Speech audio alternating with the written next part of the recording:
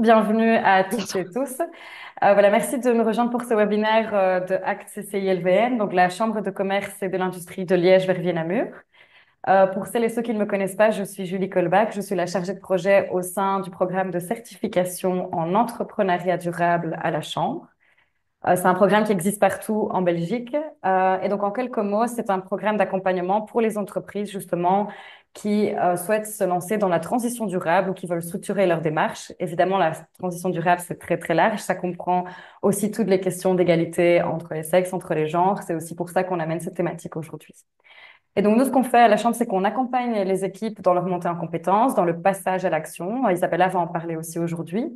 Et c'est l'origine même de la démarche aujourd'hui, en fait, c'est de vous proposer un contenu qui est adapté pour répondre aux défis, justement, rencontrés par les entreprises dans le cadre de leur démarche RSE. Et on vous propose donc d'autres webinaires au fil de l'année, gratuitement. Donc, c'est une aubaine. Merci à Isabella. Et il y aura une formation payante, évidemment, qui suivra pour ceux qui veulent passer à l'action, qui veulent approfondir la thématique. Cette formation aura lieu le 13 mars. Je vais partager après le lien dans le chat pour que vous ayez les informations. Donc voilà, à ce jour, le réseau d'entreprises donc qui sont engagées dans le développement durable avec la Chambre de commerce, c'est 42 entreprises, mais il y en a plus de 500 à l'échelle de la Belgique. Il y en a aussi en Flandre, il y en a un peu partout. On a pas mal de personnes présentes de différentes provinces, donc sachez qu'il y en a dans vos provinces aussi. Et donc, nous sommes en présence d'Isabella Lenartucci, qui est fondatrice de Jump, Solutions for Equity at Work, et experte en égalité professionnelle, diversité et inclusion depuis près de 20 ans. Et donc, elle va partager avec vous aujourd'hui son expérience du terrain, ses conseils et ses bonnes pratiques. Donc voilà, comme je le disais, posez vos questions dans le chat, n'hésitez pas. Et il y aura évidemment un moment dédié à ça à la fin du webinaire, des questions qui seront posées pendant aussi. Et je te passe la parole, Isabella. Voilà. Merci beaucoup, Julie. Merci de m'avoir invitée. Je suis vraiment ravie d'être avec vous ce midi. Est-ce que vous voyez bien mon partage d'écran? Oui. Ok, génial, génial. Alors, je vais faire un exercice qui ne m'est pas habituel et qui m'est très compliqué aujourd'hui. Et ceux et celles qui me connaissent autour de l'écran le savent, c'est qu'en fait, moi, je suis tellement passionnée par ce que je fais et parce que j'ai envie de vous communiquer que en 1 heure, juste pour vous donner a priori un teaser sur un sujet aussi complexe, c'est vraiment quasi mission impossible pour moi. Mais je vais faire de mon mieux et j'espère que vous n'aurez pas la même frustration que moi. Allez, on y va. Trêve, trêve de bavardage. Donc voilà, moi je suis la fondatrice de Jump. Je suis ce qu'on appelle une entrepreneuse sociale, en fait, depuis 40 ans. J'ai toujours voulu changer le monde et ça fait 20 ans que j'ai lancé Jump. J'ai toujours travaillé plutôt dans le domaine de tout ce qui est emploi, entrepreneuriat, formation, éducation, pour que chaque personne puisse faire les choix qui lui conviennent afin vraiment de pouvoir donner toute sa différence au monde, de pouvoir complètement s'émanciper dans ce qu'elle fait ou dans ce qu'il fait. Et donc, il y a à peu près 20 ans, j'ai lancé Jump parce que je me suis rendu compte qu'en fait, dans tout ce que je faisais, il y avait quand même un souci qui était toujours présent. C'est qu'il n'y avait pas d'équivalence, de symétrie entre la situation des femmes et la situation des hommes. Et donc, je me suis dit que là, aussi bien pour pouvoir donner tout ce qu'on a comme talent et tout ce qu'on a comme valeur ajoutée pour pouvoir le donner à la société, il fallait que je m'occupe de ce souci-là. Et c'est pour ça qu'on a lancé Jump. Et Jump, vraiment, ça s'occupe de la place des femmes et des hommes au travail, mais comme levier de transformation culturelle des entreprises vers plus d'inclusion. Donc, en fait, bêtement, vers plus de respect de tous les individus qui sont présents au travail.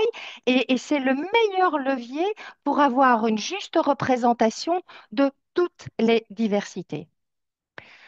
Alors ça, c'est ce qu'on fait chez Jump, hein. On a la partie militante, hein. Vous allez voir, je vais sortir quelque chose où je suis vraiment pas contente sur ce qui se passe pour le moment avec le gouvernement déjà à peine formé, que 25% de femmes, c'est-à-dire qu'on a un retour de 25 ans en arrière.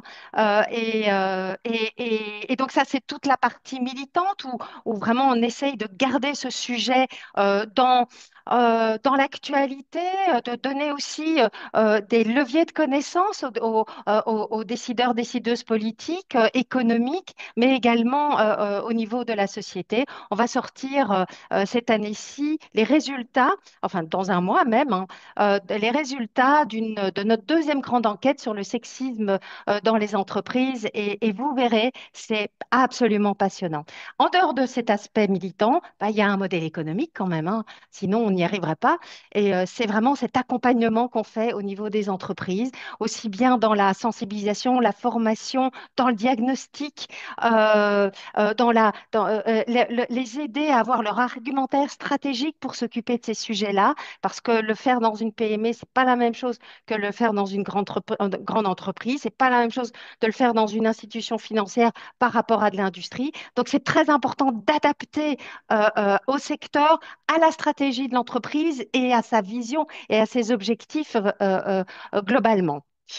Alors, ça, c'est à peu près, enfin, c'est quelques noms avec lesquels on a travaillé juste l'année dernière. Et donc on diffuse beaucoup d'outils gratuitement. Si vous allez sur notre site et que vous allez dans la partie ressources, tout, c'est en anglais, hein, donc resources, vous allez avoir accès gratuitement à nos guides sur l'inclusion, nos guides sur comment est-ce qu'on fait pour se débarrasser de cette discrimination, de ces violences sexistes dans l'entreprise, et puis des tas de choses, des tas d'outils, comme justement vous voyez là, des affiches pour sensibiliser le personnel à ces phénomènes. Alors, je voudrais que vous puissiez me répondre à cette question, si possible dans le chat. On va avancer dans la présentation et à un moment donné, Julie ou moi, on va lire vos commentaires pour voir un petit peu où vous en êtes. Si vous pouviez répondre à cette question, quelle est la place des femmes et dans votre organisation? Qu'est-ce que vous constatez? Que ce soit au niveau vertical, c'est-à-dire évidemment en fonction du niveau hiérarchique, ou au niveau horizontal, c'est ce qu'on appelle la ségrégation horizontale. En général, on a beaucoup plus de femmes dans certaines fonctions, dans certains métiers, et le contraire. Donc, qu'est-ce que vous observez et d'après vous, quels sont les plus gros challenges?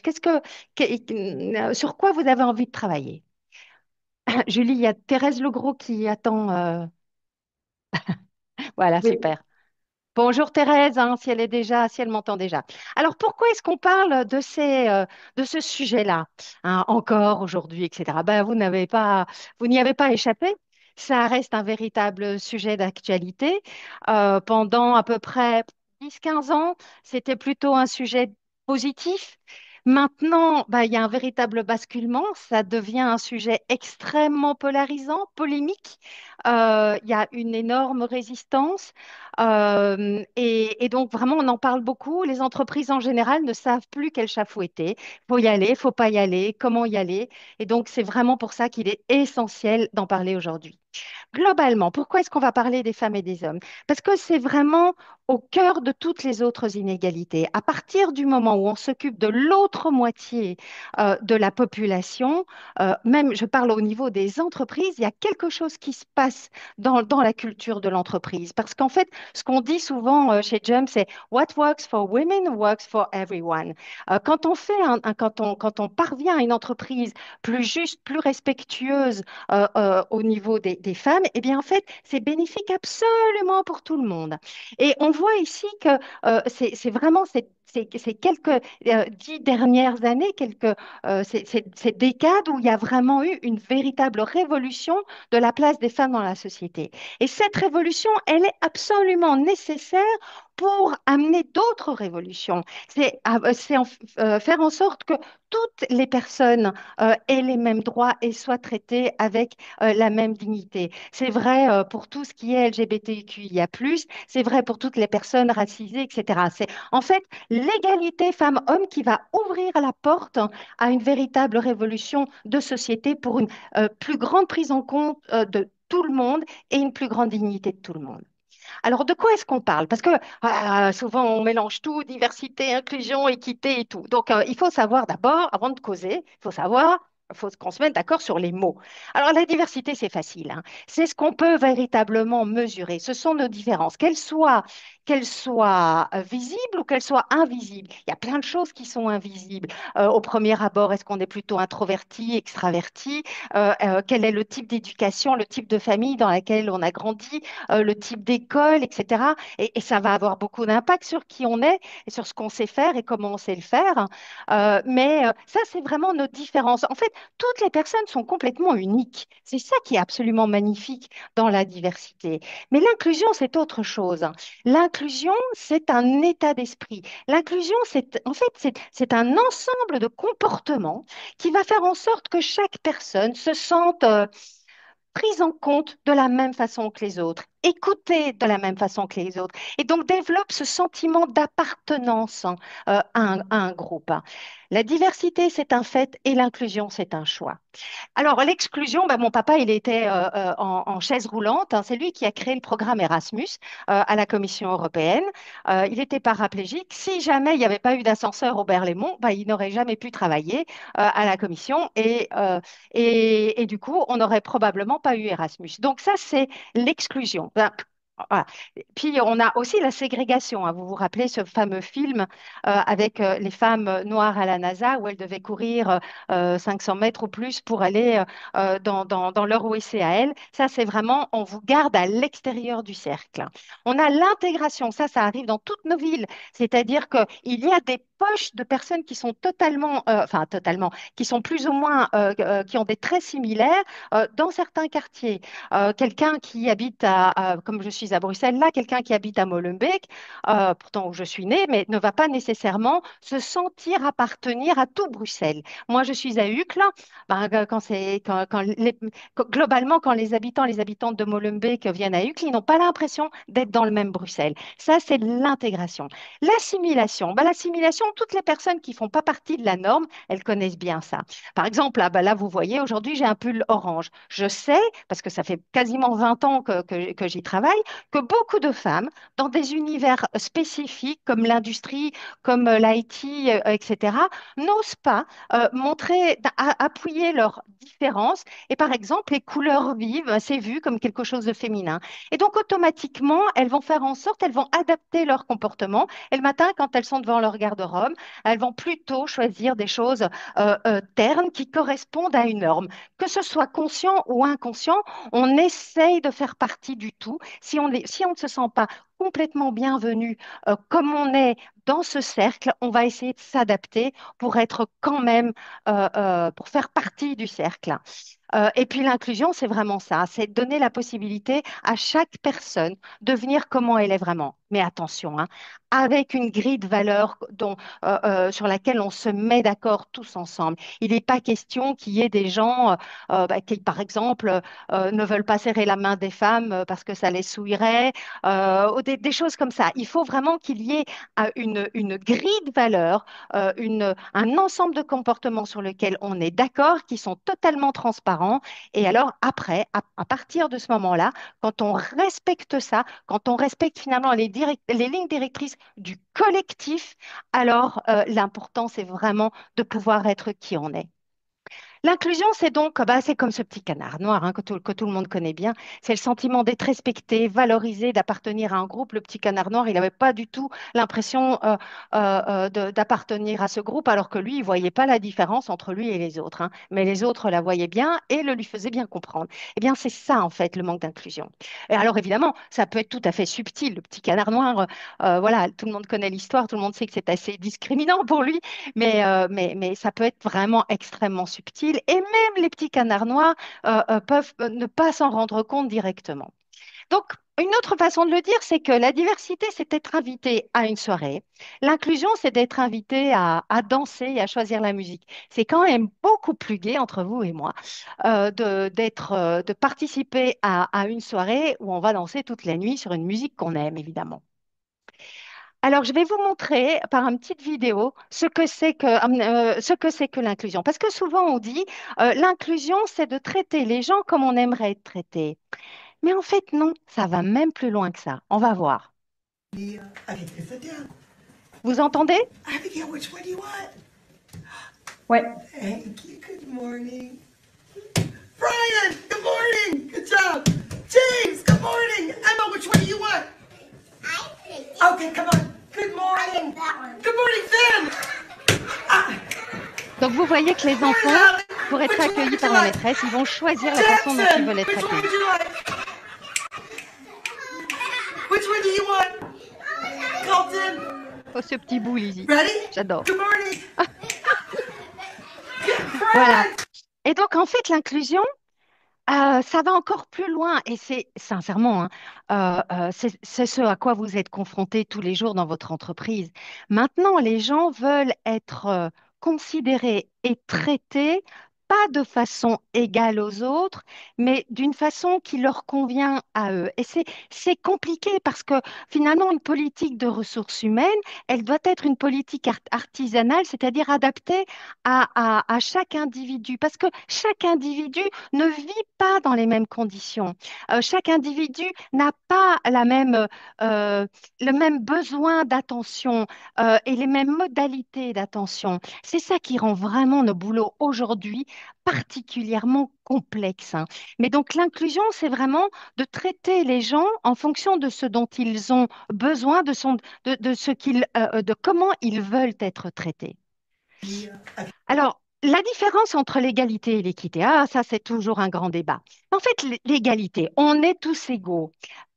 Entre parenthèses, l'égalité femmes-hommes dans la Constitution belge, ce n'est que depuis 2002, hein. Ça fait quand même pas très très longtemps. C'est assez ahurissant. Mais donc, l'égalité, pour une démocratie, c'est absolument fondamental d'avoir ce principe, que tout le monde est égaux, que tout le monde est égaux en droit. Mais c'est un principe. En même temps, on sait très bien qu'il vaut mieux naître dans une famille riche plutôt que dans une famille pauvre, avoir été dans une bonne école plutôt que dans une mauvaise école, être valide plutôt que porteur, porteuse d'handicap, etc., etc. On le sait très très bien. Et donc c'est pour ça, on sait qu'on n'est pas à égalité, mais on doit tendre vers l'égalité. Principe fondamental de nos démocraties. Comment faire? Si on donne à tout le monde la même paire de chaussures, alors que quelqu'un va chausser du 44 et quelqu'un d'autre du 36, bah, ça va pas aller pour ceux qui n'ont pas la bonne pointure. Et donc, c'est ce que vous raconte le dessin. En fait, il faut donner à chaque personne ce qui est nécessaire pour qu'il ou elle puisse vraiment donner le meilleur de soi, puisse être complètement émancipé dans le lieu de travail, dans la société, mais ici, on parle du milieu professionnel. Bon, facile à dire, hein, pas facile à faire. On va voir un tout petit peu comment, on en parlera plus pendant la formation. Mais donc, l'équité, c'est ça. L'équité, ce sont des mesures pour atteindre l'égalité. C'est par exemple avoir des objectifs de mixité femmes-hommes, avoir des conditions spécifiques pour que les personnes porteuses de handicap puissent avoir accès aux postes de travail, etc. Donc, en résumé, la diversité, c'est ce qui nous rend différents. L'équité, c'est ce qui va nous permettre hein, de donner le meilleur de soi. Et l'inclusion, c'est vraiment un état d'esprit, c'est un ensemble de comportements qu'on va avoir pour inclure tout le monde. Et ça, c'est un véritable. L'équité et l'inclusion, ce sont des choix. Alors, pourquoi est-ce que diversité, équité, inclusion, hein, c'est ça que ça veut dire DEI, D&I, ce sont des leviers de performance? Bah, d'abord parce que quand on n'a que des gens qui ont la même perspective, le même type d'expérience dans la vie autour d'une table, on a automatiquement beaucoup moins d'idées, on a automatiquement beaucoup moins de perspectives qui sont rassemblées et même sans le vouloir, on va complètement oublier certaines dimensions du problème qu'on va essayer enfin, qu'on va essayer de solutionner. On va oublier certains types de populations qui peuvent être impactés tout à fait différemment par les mesures qu'on va décider. Et quand je parle de population, ça peut être des clients, ça peut être des fournisseurs, etc. Donc, plus on a de, de, de perspectives différentes et donc d'expériences de vie différentes autour de la table, et meilleur on sera, meilleur on sera dans la possibilité de trouver la bonne solution à un problème complexe. Et vous êtes d'accord avec moi. pour dire qu'on est dans un monde tellement difficile qui, qui, qui se, qui se fragilise de plus en plus, qui se polarise et qui se complexifie. Et donc, il nous faut toutes les intelligences, il nous faut cette intelligence collective, parce que sinon, on ne va pas pouvoir, au sein des entreprises et de tous les groupes sociaux, on ne va pas pouvoir trouver les bonnes solutions. Et on voit que plus on augmente au niveau de la diversité qu'on amène autour de la table, à partir du moment où on écoute toutes les voix, c'est ça l'inclusion, eh bien, automatiquement, la solution qu'on va trouver à un problème, elle va être meilleure. Attention, hein, là, c'est pas tellement. Ici, c'est juste un exemple avec un petit exemple scientifique qui a été fait dans une certaine partie du monde à un certain moment donné. Mais peut-être que la différence d'âge va peut-être amener plus de diversité que la différence de genre, etc. L'importance ici, c'est de comprendre que plus on est différent autour de la table et plus on est intelligent. Et non seulement ça, au MIT, ils ont même ils ont essayé de mesurer l'intelligence collective d'un groupe. Et en fait, ils se sont rendus compte que l'intelligence collective d'un groupe, c'était pas la somme des intelligences individuelles. Non, pas du tout. C'est pas parce qu'on a les personnes les plus intelligentes autour de la table qu'automatiquement le niveau d'intelligence du groupe va augmenter. Non, c'est quand on a un certain nombre de femmes qui vont faire la différence. Et pourquoi? Pas parce que les femmes sont plus intelligentes, hein, simplement parce que les femmes sont socialisées d'une façon différente. Et donc, automatiquement, le type d'interaction entre les individus, il va changer. Il va y avoir plus d'écoute. Il va y avoir en fait plus d'inclusion au sein du groupe à partir du moment où il y a un certain nombre de femmes, hein. Donc, en fait, plus il y a de femmes dans un groupe et plus le niveau d'intelligence monte. Encore une fois, parce que l'interaction entre les individus, ces guerres d'ego, etc., en général, après, ça n'arrive pas tout le temps, hein, tout dépend de quelles femmes sont autour de la table, hein, on est d'accord. Mais là, on fait des grandes tendances. Ce sont des études scientifiques qui prouvent qu'automatiquement, eh ben, ça a un impact sur le niveau d'intelligence. Donc, bien sûr, hein, quand on a des équipes homogènes, on peut quand même être performant, absolument. Mais on sera, si on a une certaine diversité autour de la table et qu'il n'y a pas d'inclusion, la performance va diminuer. S'il n'y a pas s'il y a pas d'inclusion, si on ne fait pas attention aux autres, si on ne donne pas la même dignité, le même respect à chaque personne, sincèrement, vaut mieux rester dans l'entre-soi pour être performant. Mais étant donné que nos sociétés n'ont jamais été aussi diverses, et la première différence, c'est 50% de la population, c'est-à-dire nous les femmes qui avons quasiment le même taux de participation au marché du travail que les hommes dorénavant, et que ça ne va faire qu'augmenter quoi qu'on en dise, simplement parce qu'on ne peut pas revenir en arrière. On verra pour une raison d'éducation, mais aussi pour une raison simplement enfin, ben, de nécessité économique au sein des ménages. Et donc, et d'émancipation évidemment individuelle, hein. Et donc, automatiquement, si on a des personnes qui ne font pas partie de cette norme, qui sont autour de la table, on a intérêt à être inclusif parce que alors du coup, on va véritablement pouvoir bénéficier des atouts de ces différences, hein. Donc, la diversité plus l'inclusion automatiquement amène plus de performance. En résumé, parce qu'on n'a pas le temps de le faire, pourquoi est-ce que DEI, la diversité et l'inclusion, c'est un véritable levier de performance? D'abord parce que ça attire les meilleurs talents. Arrêtez de parler de méritocratie. La méritocratie dans l'entre-soi, ce n'est pas une méritocratie. La méritocratie, c'est quand on ouvre à tout le monde, qu'on vraiment on va prendre les meilleurs pour tel et tel poste. Et les meilleurs, ils se trouvent absolument partout, pas nécessairement dans le public habituel dans lequel on va chercher. Et puis, on a vu que la qualité de vie au travail, elle augmente avec la mixité, avec la diversité. Et l'inclusion, bien sûr, hein, toujours faisons attention à ça. Plus on est dans un milieu inclusif et divers, plus on se sent vraiment respecté. Du coup, on a notre motivation qui augmente, plus on se fait des amis au boulot. Et puis l'innovation, la performance, on en a parlé. Puis ça reflète la société, nos clients. C'est quand même, c'est juste la réputation, hein. On voit, en fait, nous, on a accompagné Vérissure, je peux le dire parce que la DRH globale me donne cette autorisation. Vérissure avait des problèmes. Vous savez, les gars qui viennent dans vos maisons pour vous vendre l'alarme et vous l'installer, bah, ils rentrent quand même dans votre intimité, dans votre maison.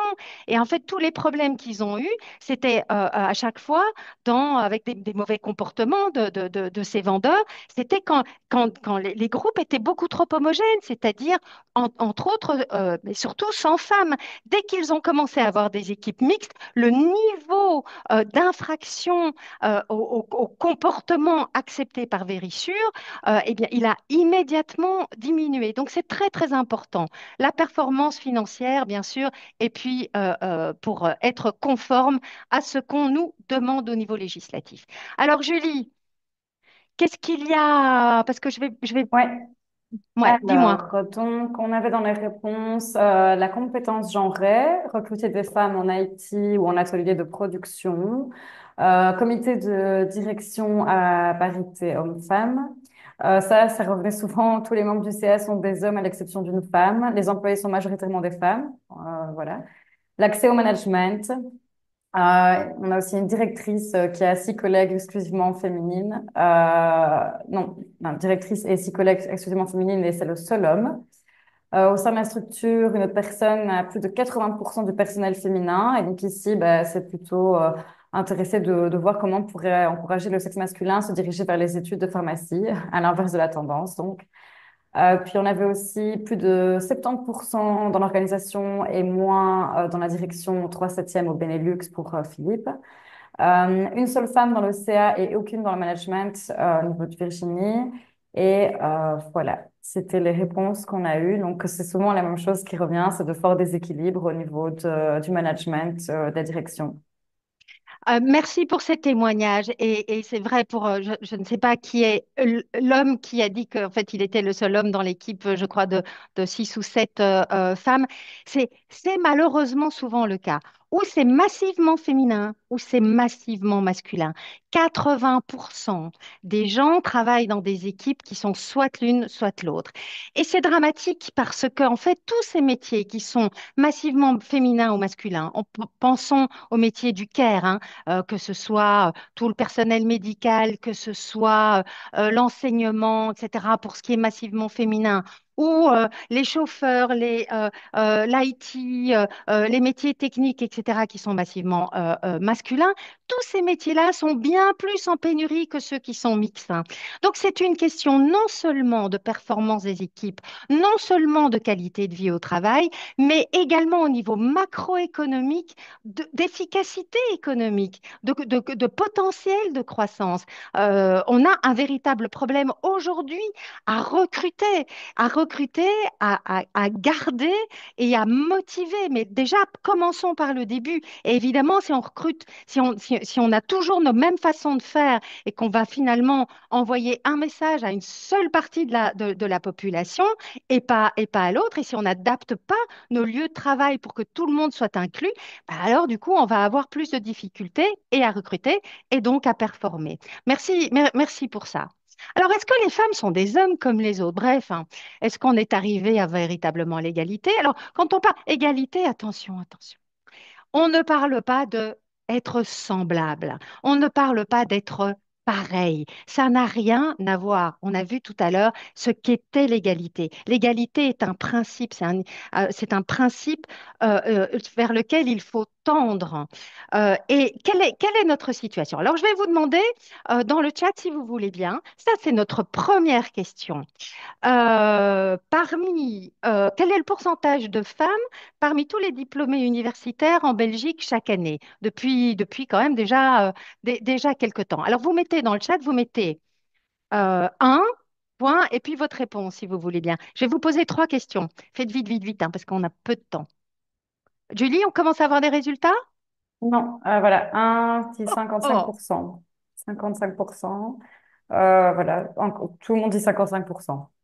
Pierre Henri ok, dit 60. ok, très, très bien. 50, voilà.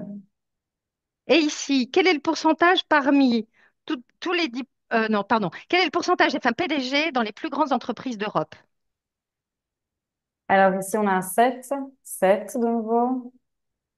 Euh, 12. 2, 2, 7, 2. Voilà. Ok, Voilà. vous rendez compte qu'en fait, on parle, vous m'avez dit, je pense majoritairement 45% parmi les diplômés, et ici, on navigue entre 2 et 12%. Il y a un bins, comme on dit, hein. Ouais, c'est 55 en moyenne, en effet. Alors, c'est 55, pardon, tu as raison, pas 45. Combien d'heures en plus que les hommes, les femmes avec enfants et un travail à temps plein passent-elles à s'occuper du ménage et des enfants par semaine? Ça, c'est en France, parce que malheureusement, en Belgique, on n'a plus depuis très, très longtemps de chiffres, hein. Alors, d'après vous, 4 heures par semaine, 6 heures par semaine, 12 heures par 12 semaine ou heures. 20 heures? J'ai plein de monde qui répond 12 et puis 2 fois 20. Les femmes ont répondu 12 et les hommes ont répondu 20. C'est marrant. Ah, 20! Allez, sérieux! Les hommes ont répondu 20, oui. Et Ah, les femmes en 12. En général, général, si je en prends général, sur les les 5. les hommes sous-estiment. Mais bon, on a Ouais, ouais. un public particulier ici, hein, évidemment, Mais bon, par le 12, simple fait 12. qu'il ait choisi de venir aujourd'hui. C'est un public aguerri et intéressé. Alors, voilà les réponses. Eh ben non, on n'est pas à 55%, on est à 60%. À 60%, et cet écart ne fait qu'augmenter. Donc, en fait, les femmes représentent, elles sont en moyenne plus diplômées que les hommes. Et elle représente le réservoir de talent le plus important. Et ici, on est à 7% dans l'Union européenne, mais en Belgique, on est à 2%. On n'est pas bon du tout dans la représentation des femmes au sommet des entreprises en Belgique, de toute taille, hein. Mais plus elles sont grandes, pire c'est. Dans les comités de direction des entreprises du Bel 20, elles sont à 16%. Il y a trois quarts des entreprises du Bel 20 qui ont zéro ou une seule femme dans le comité de direction. C'est un drame absolu. Comment vous voulez qu'on utilise tout le potentiel de la population, en sachant en plus que c'est une catégorie qui est en moyenne plus diplômée que les autres. Mais il y a vraiment un problème en fait. Mais ça, souvent, on l'invisibilise. Il y a comme un déni. Et puis là, alors, si on ne se retrouve pas nécessairement au sommet des entreprises, par contre, dans les foyers, on trime pas mal, hein. Donc, c'est 12% en moyenne d'heures qui sont consacrées à tout ce qui, en plus que les hommes, à tout le travail non rémunéré.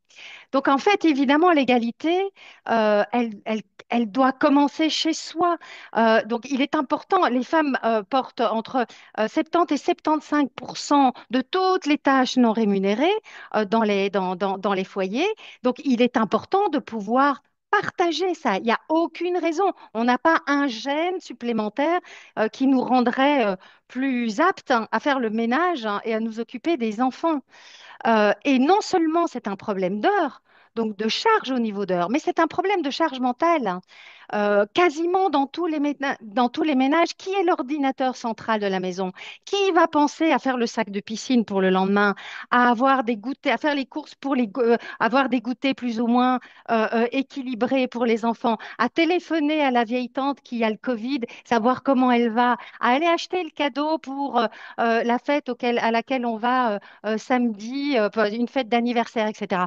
En général, ce sont les femmes. Et donc, ça impacte très fort leur vie de tous les jours. Donc, la place qu'elles ont dans les familles, dans la sphère privée, impacte la place qu'elles ont au travail. Si regardez, pourtant c'est des chiffres danois, dès qu'arrive un enfant, paf, les femmes diminuent en écart de salaire par rapport aux hommes. Les hommes, alors normalement, les hommes, ils ont un bonus de paternité. Au Danemark, étant donné qu'ils s'occupent beaucoup, il y a beaucoup plus d'équilibre dans les tâches, ben, ils baissent quand même un petit peu au niveau revenu. Mais les femmes baissent absolument drastiquement. Je répète, c'est au Danemark. En général, dans les autres pays, en dehors de la partie nordique, dans les autres pays d'Europe, il y a un bonus de paternité au niveau revenu et un malus au niveau de la maternité.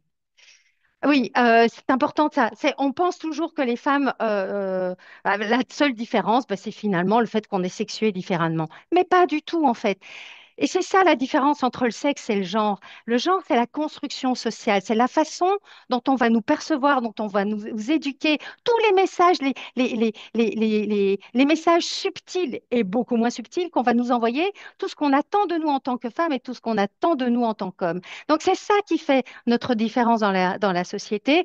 Et malheureusement, il y a également une hiérarchie entre les femmes et les hommes, une hiérarchie entre ce qui est vu comme masculin et féminin. En général, au sein de la sphère privée, on pense que les femmes ont une présomption de compétence. C'est là où elles surperforment. Et dès qu'on sort de la sphère privée, là, on a une présomption de compétence pour les hommes et une présomption d'incompétence pour les femmes. Donc, en fait, on pense que notre société est méritocratique, mais pas du tout. Si on ne voit pas les inégalités structurelles entre les catégories de personnes, on ne peut pas, on va automatiquement, inconsciemment, favoriser un certain type de personnes. Quand on n'inclut pas consciemment, on exclut inconsciemment. Qu'est-ce qui se passe pour les femmes, hein? Eh bien, c'est que dès qu'elles sont dans une entreprise, alors ça, c'est, vous occupez pas des chiffres, des chiffres absolus qu'on voit là. Parce que le niveau d'entrée des femmes, hein, vous voyez la courbe rose, hein, elle pourrait être beaucoup plus élevée. On prend un hôpital, elles sont à 80% dans la masse salariale. Et puisqu'elles sortent, même maintenant, il y a beaucoup plus de médecins femmes que de médecins hommes, en tout cas dans les jeunes générations. Donc, en fait, elles sont massivement présente, mais il n'empêche que même dans un hôpital, au fur et à mesure que la carrière avance, eh bien, le nombre de femmes diminue. Prenons, il y a le canton de Vaud en Suisse, hein, qui a fait une petite analyse.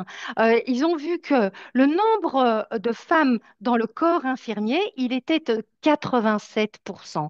87% infirmières étaient des femmes. Par contre, au niveau des chefs de département, on était à 46% d'hommes. Donc, en fait, les hommes qui sont peu nombreux dans certains métiers bénéficient de ce qu'on appelle un ascenseur de verre. Par contre, les femmes, même si elles sont majoritaires, elles vont subir une diminution en nombre au fur et à mesure que le niveau de responsabilité augmente.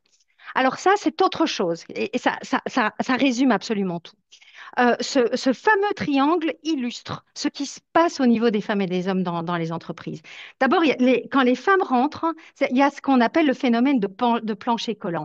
En fait, elles arrivent dans une entreprise et c'est comme si elles disparaissaient. Pourtant, elles sont toujours là. Mais soit elles prennent des temps partiels, donc bon, on les considère plus véritablement comme potentiellement intéressées par des boulots un peu plus prenants. Enfin, elles disparaissent en fait, parce que dans notre esprit, dans nos stéréotypes, on va plutôt pouvoir, on pense qu'on va compter sur des gens qui sont en temps complet et pas en temps partiel. Mais le temps partiel, c'est quoi? C'est une demi-journée par semaine? Quelle est véritablement la différence?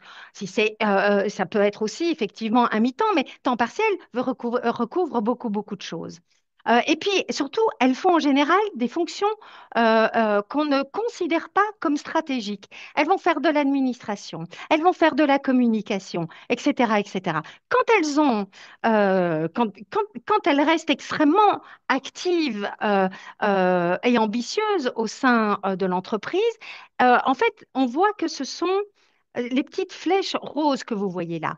Et vous voyez que les flèches bleues, désolé, j'utilise des gros stéréotypes, mais c'est pour qu'on reconnaisse plus facilement où sont les hommes, où sont les femmes. Les hommes, eux, occupent en général des fonctions, des postes plus considérés plus stratégiques, plus importants. C'est ce qu'on appelle en général le PNL, tout ce qui va pouvoir rapporter des sous à l'entreprise, hein, un profit and loss. Donc, c'est tout ce qui est vente, tout ce qui est production, etc. C'est en général davantage aux mains des hommes. Et c'est ça qu'on va valoriser. Et donc, les hommes vont être beaucoup plus visibles, on va leur assigner des tâches encore plus visibles puisqu'ils sont plus visibles et automatiquement, ils vont avoir un accès aux fonctions dirigeantes de façon plus directe. Tandis que les femmes, ça va être plus compliqué parce qu'il va vraiment falloir aller les chercher, considérer ce qu'elles font. Il va falloir qu'elles essayent de promouvoir promouvoir leurs résultats de façon à ce qu'elles soient visibles, qu'elles puissent considérer comme étant vraiment importantes pour l'entreprise. Et alors, elles auront accès à ces missions stratégiques, à ces postes stratégiques. Donc, en fait, on a le phénomène plancher collant, on a le phénomène paroi de verre, oui, c'est ça, mur de verre, paroi de verre, et puis on a le phénomène glass ceiling, plafond de verre, en plus c'est marqué sur ma slide, le plafond de verre, qui peut être à plusieurs endroits, hein. En général, on en voit un, enfin, on imagine un, mais en fait, il peut être absolument à plusieurs endroits.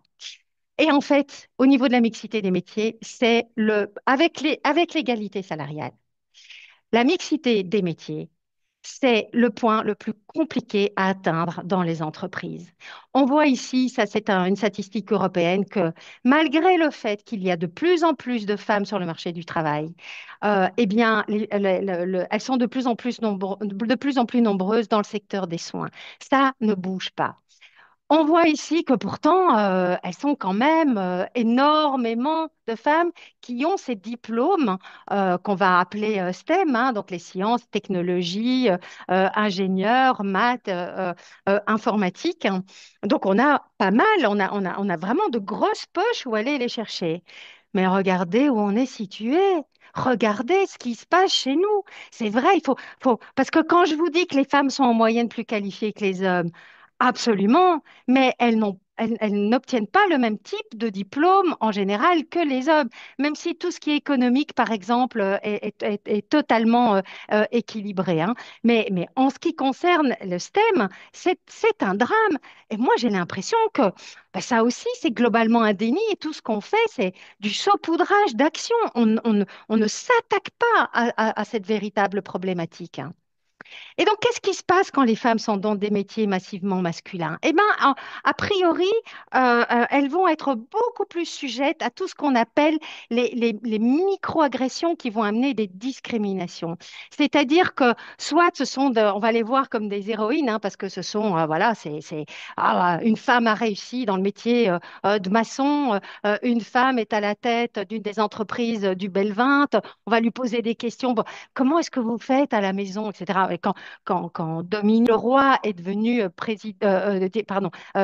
de Belgacom, la presse qui m'a téléphoné, il y a deux journalistes de suite qui m'ont demandé, qui m'ont dit, mais que fait son mari et ses enfants, quel âge ont-ils? Et il y en a un autre qui m'a dit, à partir de maintenant, il va falloir qu'elle se maquille quand même un peu plus et un peu plus souvent chez le coiffeur.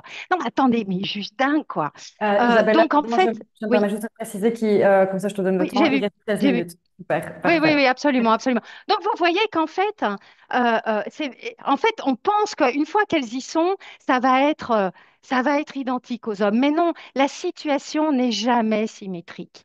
Je vais passer ça. Donc, les femmes sont vraiment l'actif économique le plus sous-utilisé au sein de l'économie mondiale. C'est vrai au niveau macro et c'est vrai au niveau de chaque entreprise. Alors, est-ce que vous voulez bien me répondre à ça? Est-ce que vous avez identifié des freins à un meilleur équilibre entre les femmes et les hommes au sein de vos entreprises? D'après vous, quels sont ces freins? Alors, est-ce qu'on est tous et toutes sexistes? Bah, tout le monde a des billets, hein. Tout le monde a des billets. On préfère s'entourer de gens qui sont comme nous. Il y a une de nos formatrices qui parle de mini-me, hein, les mini-moi. Et puis on voit le monde suivant notre perspective. On pense qu'on voit la réalité, mais non, en fait. Ce rhinocéros va peindre tous les paysages en pensant qu'il y a une colline à chaque fois. Ben, parce qu'en fait, ce rhinocéros ne se rend pas compte, hein, qu'il a ou qu'elle a une corne. Et donc, notre perspective n'est pas la réalité. Il y a plein de perspectives différentes. Ça, c'est quelques biais. Comment ça fonctionne? On a des stéréotypes. Les stéréotypes, on les a tous et les biais, on les a tous. Si on est humain, on a tous ça. Parce que ça nous permet d'aller beaucoup plus vite. On ne peut pas processer toutes les informations qu'on reçoit. Donc, par exemple, on va penser globalement, hein, les femmes sont plus sensibles que les hommes.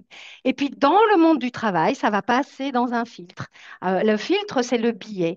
C'est, c'est un espèce d'automatisme. Et dans le monde du travail, on va avoir un préjugé négatif. C'est parce qu'elles sont plus douces qu'elles ne peuvent pas faire de bonnes dirigeantes. Mais dans un milieu familial, on va penser un préjugé positif. Elles ont d'autres atouts que les hommes pour s'occuper de la famille. Elles sont plus douces, plus patientes, etc. Et donc, elles vont être meilleures globalement que les hommes au sein des familles et au sein des entreprises. Là, par contre, ben non, c'est plutôt les hommes qui vont être meilleurs. Parce qu'il faut être un leader assertif, il faut pouvoir décider, trancher. Les femmes, on n'est pas sûr, quoi. Trop sensibles, trop émotionnelles, etc. Et donc, du coup, on va poser des actes sans se rendre compte de tout ce schéma. On va poser des actes. Et pour qu'une femme manager soit engagée, ben, généralement, on a intérêt, enfin, on va le faire à partir du moment où c'est un mouton à cinq pattes, en fait. Elle est vraiment en moyenne plus compétente, elle a plus d'expérience, plus de diplômes, etc., pour en fait compenser tout ce schéma mental qui va nous faire penser que les femmes n'ont pas nécessairement les mêmes atouts dans la direction des entreprises. Quand on demande aux gens, regardez un peu ces gens-là et simplement un coup d'œil, d'après vous, qui sont les personnes les plus compétentes, celles qui ont le leadership le plus fort pour pouvoir diriger une entreprise? Eh bien, qu'est-ce qui se passe? Les trois composantes qui déterminent notre perception, c'est d'abord, tu as intérêt à être beau ou belle, et puis c'est la posture de confiance, hein, être extraverti plutôt qu'introverti, et c'est d'être homme par rapport aux femmes. Et donc, en fait, dans les stéréotypes de genre par rapport aux stéréotypes qu'on a de leader, il y a ça ne matche pas entre les femmes et les hommes. Ça matche parfaitement, pardon, entre les leaders et les femmes. Ça matche parfaitement au niveau ce qu'on pense des hommes comme stéréotype. Je ne dis pas que c'est vrai. Je parle vraiment de stéréotypes, d'image mentale qu'on a, de croyances. Donc, ça matche parfaitement au niveau homme leadership. Par contre, au niveau femme, c'est plus compliqué. Quand on fait des évaluations de performance, regardez la différence. Les hommes sont à gauche hein, et regardez il y a que dans la colonne de grise, il n'y a que deux mots qui reviennent qui sont négatifs, arrogant et irresponsable. Sinon, globalement, ben, les mots qu'on va utiliser, les adjectifs qu'on va utiliser pour faire une évaluation des hommes, ils sont beaucoup plus positifs. Regardez du côté des femmes, hein. Donc, en fait, tout ça, et c'est pas fait exprès, c'est pas qu'on veut discriminer les femmes, c'est que là, malheureusement, tous nos biais se mettent en place. Et donc, on ne va pas juger les femmes comme les hommes de la même façon. Vous n'êtes pas neutre en tant qu'individu. Vos processus de recrutement, d'évaluation ne sont pas neutres. Votre culture d'entreprise n'est pas neutre. Chaque entreprise a un moule, un ensemble de normes en fait, qui fait qu'il y a des personnes qui vont automatiquement se sentir comme un poisson dans l'eau et d'autres personnes, que ce soit des hommes et des femmes, qui ne vont pas se sentir comme un poisson dans l'eau, qui vont être considérés, enfin, qui vont se sentir et comme des outsiders parce qu'ils ne rentrent pas dans le moule. Par exemple, vous travaillez dans une grande banque. Ça n'a rien à voir que par rapport à la culture d'entreprise, que si vous travaillez dans une industrie, dans une petite boîte qui va faire de l'IT, etc. Chaque entreprise a une certaine culture. Vous n'allez pas venir habiller de la même façon, vous n'allez pas vous comporter de la même façon. Et donc, c'est important de se rendre compte quelle est votre culture dominante à vous. Qui sont les insiders? Et automatiquement, vous découvrirez qui sont les outsiders. Donc, il y a une énorme pression au niveau des outsiders sur l'entreprise. Ici, on parle de femmes, ça peut être aussi des personnes introverties, ça peut être des personnes qui ne font pas partie de ce moule-là. Et donc, c'est vraiment, vraiment important de se rendre compte qui ces personnes sont. Et ces personnes, en général, elles ont cette perception d'être comme ce ballon sur un nid d'épingles, en fait. Elles se sentent observées, scrutées, elles n'ont pas le droit à l'erreur, parce que si elles font une erreur, elles ne vont pas être jugées de la même façon que si elles faisaient partie des insiders. Et donc, il va y avoir une attitude différente au boulot. Du coup, il va y avoir beaucoup plus de risques psychosociaux pour tous les outsiders et en particulier pour les femmes. Et regardez ce qui se passe avec notre gouvernement qui veut très justement remettre au travail ces 500 000 personnes qui sont en arrêt de longue durée. C'est juste de vouloir les remettre au boulot. Mais regardons la réalité, attaquons-nous aux causes. Et la cause, c'est souvent que les entreprises ne se rendent pas compte qu'elles ne sont pas justes vis-à-vis de tout le monde, qu'il peut y avoir des environnements toxiques. Si elles ne mettent pas en place des processus de signalement et de sanctions des managers qui ne sont pas respectueux de tout le monde, qui ne sont pas inclusifs, ça va pas le faire. La première raison, c'est une toute nouvelle enquête qui vient de dire ça, la première raison pour laquelle les femmes partent de leur entreprise, c'est parce qu'elles ne croient pas dans ces processus qui vont les protéger.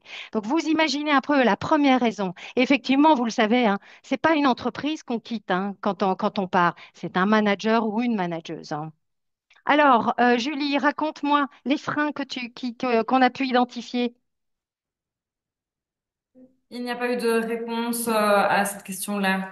Je pense que ça allait fort vite, mais j'ai demandé maintenant que des personnes publient leurs questions, vu que le webinaire arrive à sa fin, sur notamment ce qu'ils aimeraient apprendre à travailler à la formation sur base de tout ce contenu introductif que tu viens de délivrer. Mais pour la question précédente, j'ai pas de réponse, donc je lirai les autres après si tu veux. Parfaitement. Il n'y a pas de problème. Alors, qu'est-ce qu'il faut faire?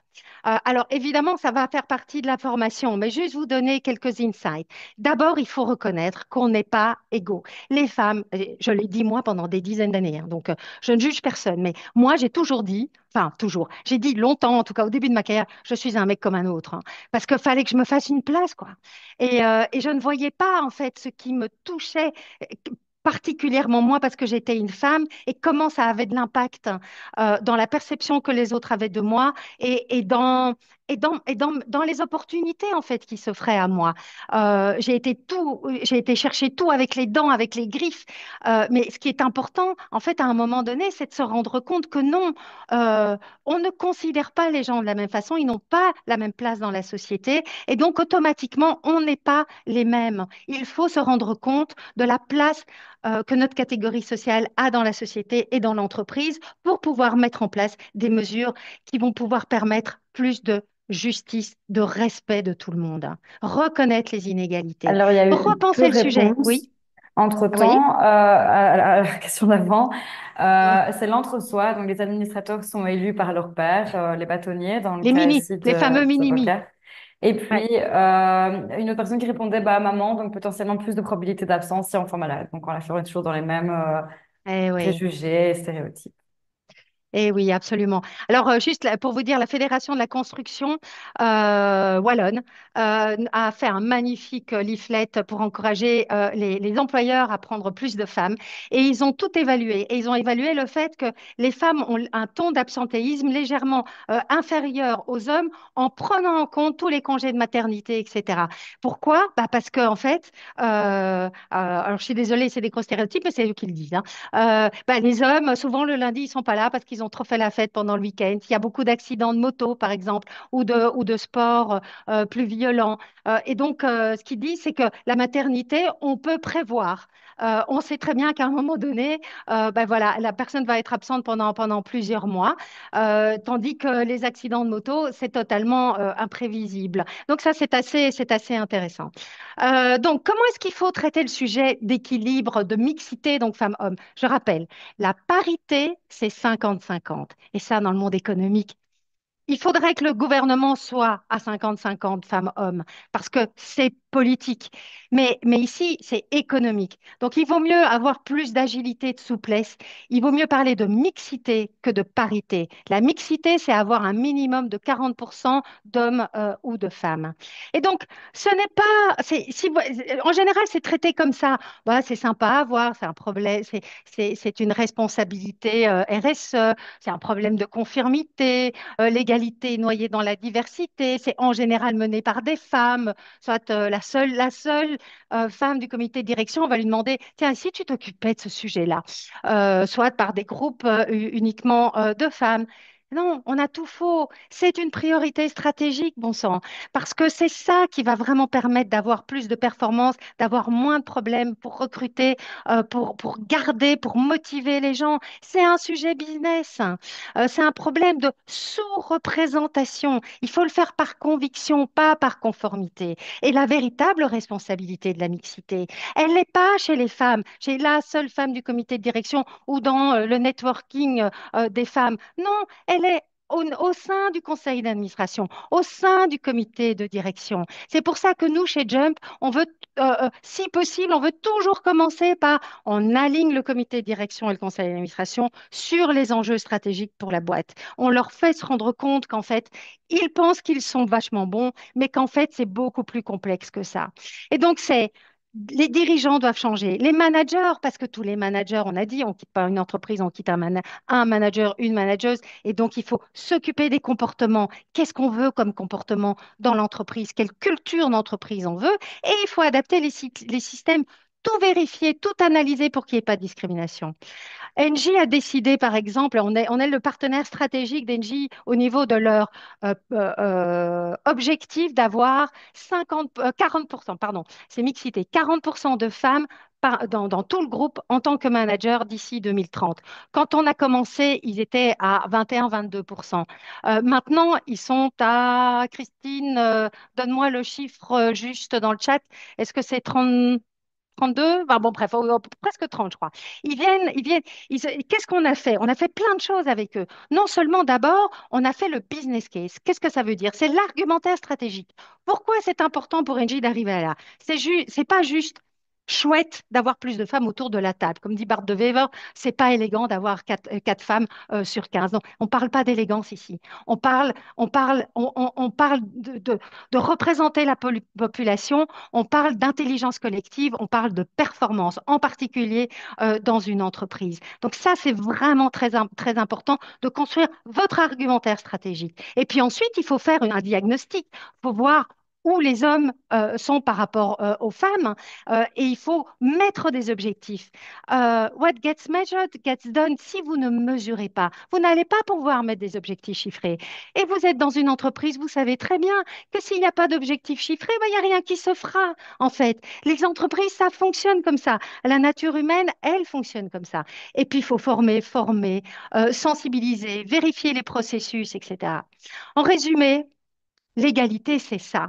C'est c'est penser que tout le monde est égal et donner la même chose à tout le monde. Mais ça risque de discriminer de façon inconsciente parce qu'on ne voit pas les différences. Ça, pardon, c'est une erreur. C'est pas l'inclusion, c'est l'équité. On reconnaît les différences et on donne ce qu'il faut à chaque individu, chaque catégorie sociale pour qu'il puisse avoir les mêmes opportunités. Mais la réalité, malheureusement, elle est encore beaucoup trop souvent comme ça. Donc ça, c'est tout ce qu'on met à disposition pour vous. N'hésitez pas à aller voir sur notre site. Je vais vous partager si vous voulez bien, faire le QR code de façon à ce que vous puissiez me dire ce que vous avez pensé de ce webinaire. Et puis surtout, je vais vous le remettre, hein, juste le 13 mars, on aura cette formation à Liège pendant toute la journée où en fait on va se partager plein de leviers très pratiques. Parce que chez nous, vous avez vu, hein, on n'est pas trop théorique, on est vraiment pragmatique. On a énormément de choses à vous communiquer qui ont été mises en place par des tas de sociétés.